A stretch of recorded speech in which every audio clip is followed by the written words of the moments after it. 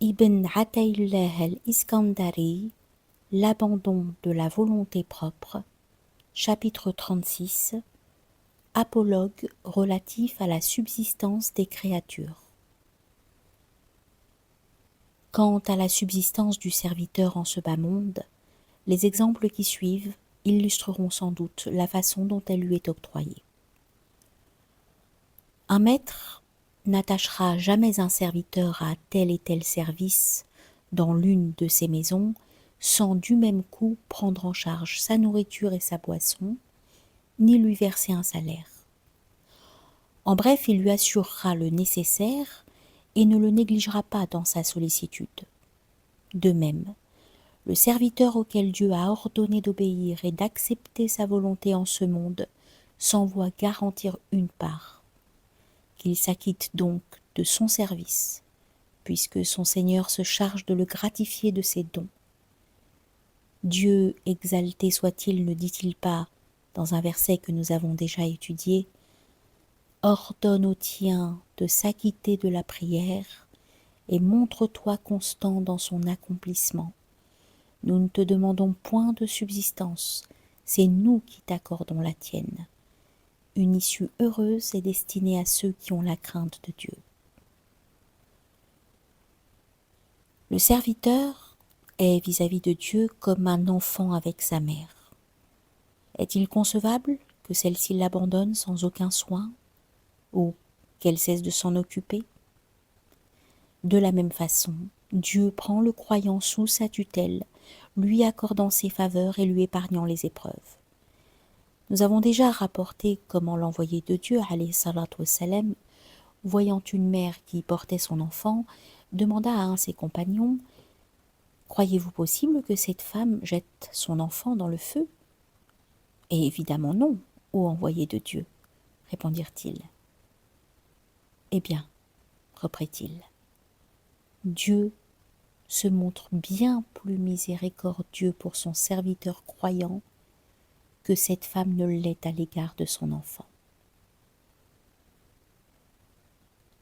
L'homme est en ce bas monde comme un serviteur auquel son maître dirait « Va dans tel pays et prépare bien ton affaire, car de là, il te faudra te rendre en tel autre endroit avec armes et bagages. » Il est évident que son maître lui a permis du même coup de manger pour prendre des forces afin de faire ses préparatifs et de réunir son équipement. De même, Dieu a placé son serviteur en ce bas monde, lui ordonnant de faire des provisions en vue de l'au-delà, ainsi que le dit sans équivoque le Coran. Faites des provisions pour l'au-delà, mais la meilleure des provisions est la crainte de Dieu.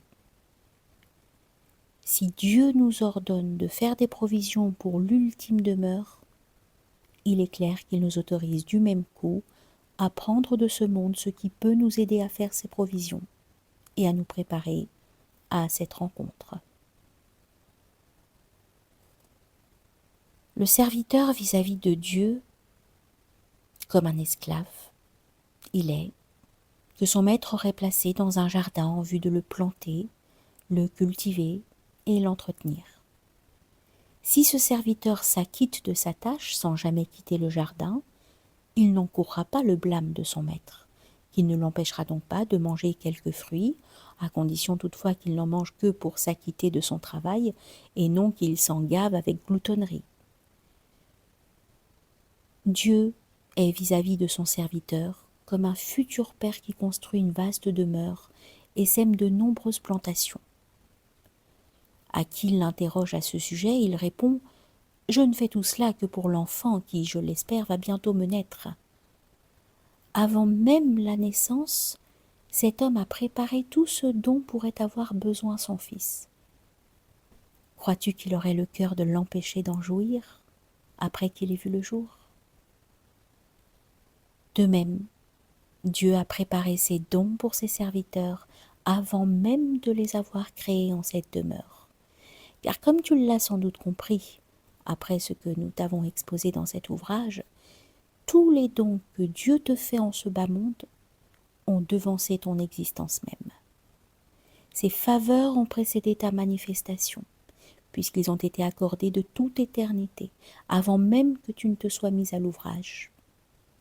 Dieu ne saurait t'enlever ce qu'il t'a imparti, et mis de côté pour toi de toute éternité. Pourquoi ne l'aurait-il pas préparé avant ton existence? Pourquoi te l'aurait-il préparé avant ton existence, pour t'en déposséder une fois que celle-ci t'a été donnée? Le serviteur est vis-à-vis de Dieu comme un domestique qu'un roi ferait venir chez lui pour accomplir tel travail. Un roi n'est pas homme à employer quelqu'un dans sa demeure en le laissant sans nourriture. Ce bas monde est la demeure de Dieu et tu es ce domestique. Ton travail consiste à obéir à ton maître et ton salaire n'est autre que le paradis. Dieu ne saurait t'ordonner d'œuvrer sans t'apporter de quoi t'aider à accomplir ce travail.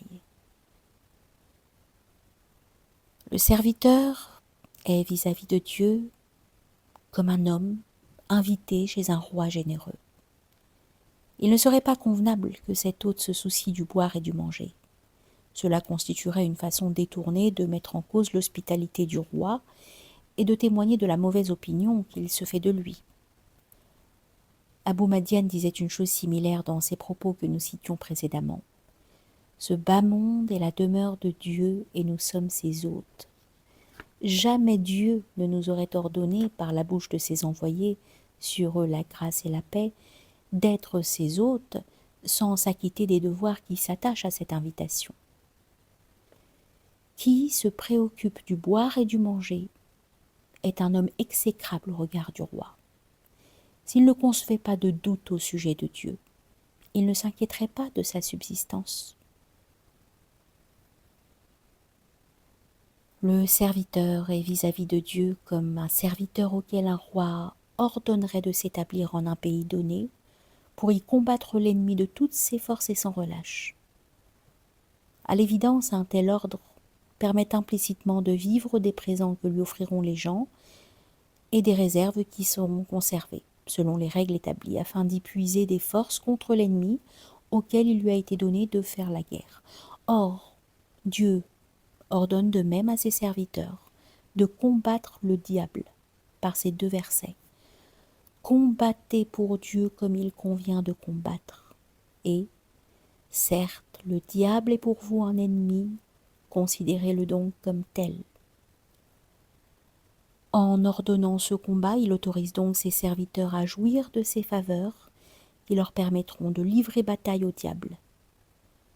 Si tu cessais de boire et de manger, il ne te serait plus possible d'obéir à Dieu ou de le servir. Cet appel au combat contient donc la permission implicite d'user de la part qui te revient sur ses biens, mais en toute loyauté et en préservant les droits de tout un chacun. Le serviteur est vis-à-vis de Dieu comme un arbre qu'un homme aurait mis en terre afin qu'il croisse et produise ses fruits. Or, nous savons, et cet arbre sait aussi, pour peu qu'il soit doué de science, que celui qui l'a planté ne saurait le priver d'eau, puisqu'il tient à ce qu'il croisse et qu'il produise. Ô serviteur de Dieu, tu es cet arbre, et Dieu qui t'a mis en terre t'irrigue à chaque instant, se chargeant de ta subsistance. Ne l'accuse jamais d'avoir planté l'arbre de ton existence, puis d'avoir après cela retenu l'eau nécessaire à ton arrosage, car Dieu n'est pas négligent. Dieu est vis-à-vis de son serviteur comme un roi possédant de nombreux esclaves, qui ferait construire une grande demeure dans un autre lieu que celui dans lequel il entretient ses serviteurs. Il l'embellirait et l'égayerait de toutes sortes de plantes, et y multiplierait les commodités. Supposons qu'il ait fait tout cela dans l'intention d'y établir ensuite ses esclaves, après leur avoir préparé toutes sortes de provisions et leur avoir assuré leur transport depuis leur première demeure. Se pourrait-il que dans l'immédiat, il les prive de ses bienfaits et des restes de ses repas, alors qu'il leur prépare dans l'avenir une faveur immense? De même, Dieu a établi ses serviteurs en ce monde, tout en leur préparant dans l'au-delà le paradis auquel il les a destinés. Pourquoi les priverait-il en ce bas monde de ce qui leur permet de subsister, lui qui a dit par ailleurs « Mangez et buvez de ce que Dieu vous dispense, mangez de la subsistance que vous a accordé votre Seigneur et montrez-vous reconnaissant envers lui. Ô envoyez, mangez de ces bonnes choses et œuvrez pieusement. Ô vous qui avez la foi, mangez des choses licites dont nous vous avons gratifié. S'il t'a réservé ce qui est permanent, el-baqi, il ne saurait te priver de ce qui est périssable, el-fani. Et s'il le faisait, il ne retiendrait que ce qui ne t'était pas destiné, et qui par conséquent ne t'appartient pas. Et du reste, cette privation est en réalité un don, puisqu'il savait qu'elle était dans ton intérêt et pour préserver un équilibre. De même, on interrompt l'irrigation pour éviter aux arbres de pourrir. Pour figurer un serviteur qui ne se soucie que de son devenir en ce bas monde au lieu de faire des provisions pour l'au-delà, on pourrait imaginer un homme attaqué par un lion féroce qui manque de le dévorer. Une mouche vient alors se poser sur lui, et le voilà qui oublie la menace du fauve pour repousser la mouche. Une telle attitude ne peut être que celle d'un idiot. Eût-il été doué d'intelligence, qu'il se serait préoccupé uniquement de l'attaque du lion sans se soucier de la mouche. Et pourtant, c'est bel et bien l'attitude du serviteur, qui ne se préoccupe que de ce bas monde, sans se soucier de l'autre. Un tant soit peu de lucidité ne le ferait s'inquiéter que de l'ultime demeure, où il lui sera demandé des comptes, et où il sera retenu à jamais, plutôt que de sa subsistance en ce bas monde. Se soucier de celle-ci au point d'en oublier les menaces de l'au-delà est aussi stupide que de s'inquiéter d'une mouche devant l'attaque d'un lion. Le serviteur est vis-à-vis de Dieu comme un enfant avec son père. Sachant que son père assume sa prise en charge, il ne se soucie de rien et ne craint pas le manque. C'est cette confiance en son père qui lui rend la vie agréable. En se remettant à lui en toute chose, il s'évite bien du tracas. De la même façon, le serviteur confiant en Dieu n'est pas en butte aux préoccupations. Sachant que Dieu ne l'abandonnera jamais, ni ne le privera de ses faveurs et de sa générosité bienveillante, son cœur est déchargé du souci du lendemain. Le serviteur est vis-à-vis de Dieu comme un esclave au service d'un riche seigneur, connu pour sa sollicitude et sa générosité envers ceux qui le servent. N'aura-t-il pas toute confiance dans les faveurs de son maître ?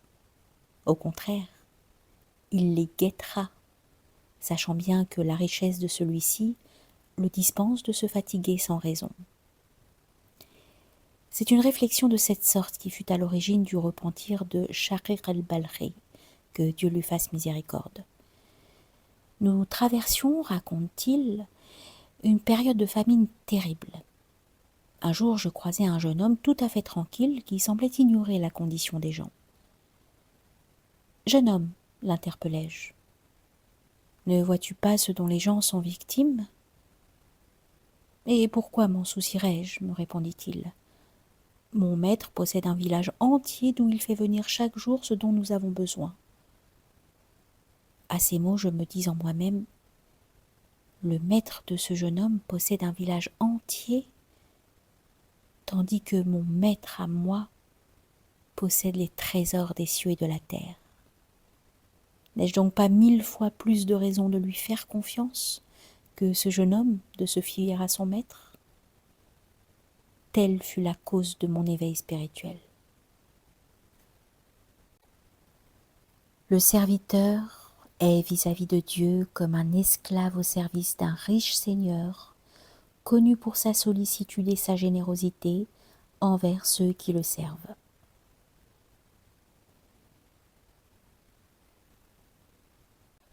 Pardon, c'est une redite. Le serviteur engagé en ce bas monde, El Mutasabbib, et qui tire sa subsistance de ses efforts, est comme un esclave auquel son maître dirait « Travaille et mange du fruit de ton travail ». Quant à celui qui se consacre exclusivement à Dieu, El Mutajarrid, on peut le comparer à un esclave auquel son maître dirait « Consacre-toi à mon service de façon exclusive et je me charge du reste ». Un serviteur qui perçoit Dieu à travers les causes est comme un homme qui, lorsque la pluie vient à tomber, va s'asseoir sous une gouttière afin d'y remplir d'eau un récipient. Il n'attribuera pas l'eau de pluie au fait de s'être assis sous cette gouttière, mais en remerciera Dieu et lui seul.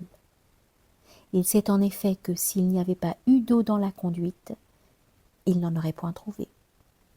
Or les causes secondes sont les canaux par où s'écoulent les dons divins.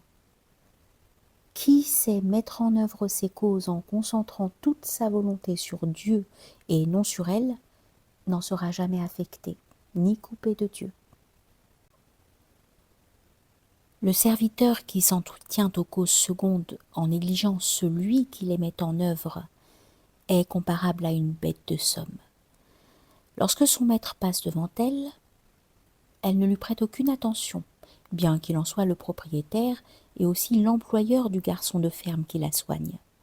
Par contre, si ce dernier vient à passer, la voilà qui renifle en sa direction, le regard brillant, parce qu'elle est habituée à recevoir sa nourriture de sa main. Ainsi en va-t-il du serviteur. Ayant l'habitude de recevoir des bienfaits des créatures et le constatant, il n'arrive plus à se défaire d'elle.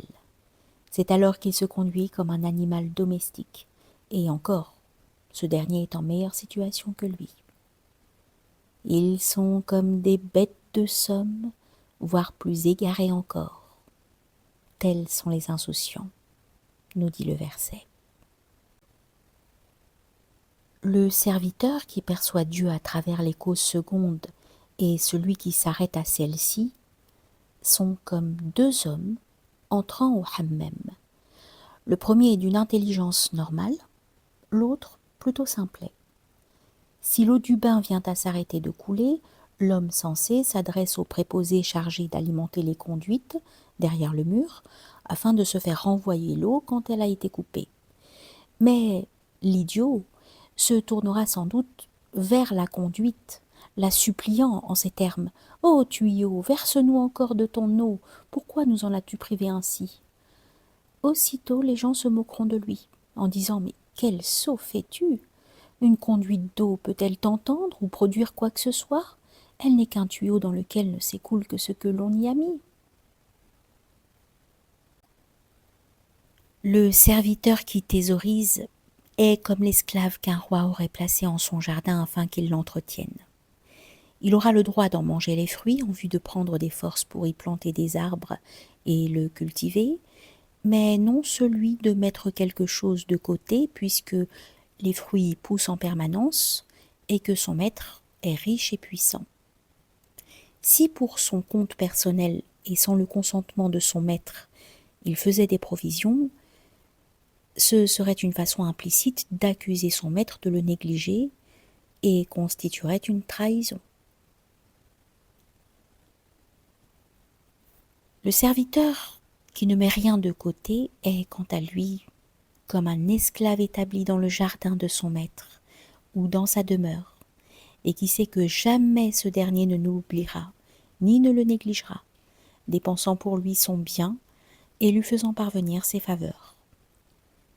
Cette indépendance que lui assure son maître, irtina bi sayyidihi, le dispense de thésauriser ou de rechercher l'aide de quiconque. Par son attitude confiante, ce serviteur a toutes les chances d'être reçu avec chaleur par son maître, qui le secourra toujours de ses dons. Quant au serviteur qui thésaurise un bien qu'il considère comme lui ayant été confié, il est comme l'esclave d'un roi conscient de ne rien posséder qui n'appartienne à son maître. Ce qu'il a entre les mains, Il ne désire pas plus le dépenser que l'économiser. Il veut seulement choisir ce que son maître a choisi à cet égard. S'il perçoit que la volonté de ce dernier est que le bien soit mis de côté, le serviteur l'épargnera, non pour lui-même, mais pour son maître. Quand ce dernier aura choisi comment le dépenser, le serviteur ayant compris la volonté du roi s'y emploiera à la place de celui-ci. Celui qui thésaurise ainsi pour son maître et non pour lui-même ne saurait être blâmé. De même, les gens de connaissance ne dépensent ou n'épargnent qu'en vue de Dieu, ne recherchant que lui et son agrément. Ce sont des gardiens fidèles, de grands serviteurs, des hommes libres et généreux. Dieu les a libérés de l'attachement aux créatures. Et ils n'éprouvent plus pour celles-ci le moindre penchant, la moindre affection. Ils en sont empêchés par l'amour de Dieu qui habite leur cœur, par la grandeur et la gloire divine qui emplissent leur poitrine. Ceux qui épargnent en vue de Dieu ne sont en rien inférieurs à ceux qui dépensent pour la même cause, puisqu'entre leurs mains ces biens demeurent tels qu'ils étaient dans le trésor divin, afin qu'ils ne leur parviennent, avant qu'ils ne leur parviennent. Ils savent que Dieu en est le seul propriétaire, et qu'il possède aussi bien les propriétaires que la propriété qu'il leur a concédée. Aussi, celui qui est incapable d'épargner en vue de Dieu ne sera pas davantage capable de dépenser pour sa face. Comprends donc.